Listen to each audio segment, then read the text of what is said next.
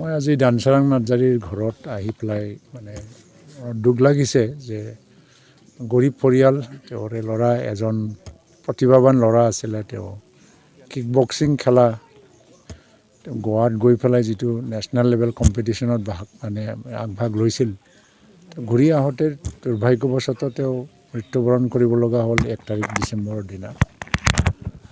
আৰু সেই সম্পৰ্কে মই মুখ্যমন্ত্ৰীৰ লগত আলোচনা কৰিছিলোঁ আৰু BTC শিৱৰ লগতো আলোচনা কৰিছিলোঁ।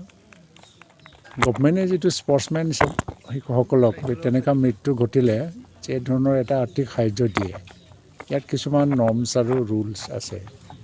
মেইনলি অলিম্পিক ষ্ট্ৰীমত যিবিলাকে খেলে তেওঁলোককে মানে এটা আৰ্থিক সাহাৰ্য দিয়া হয়।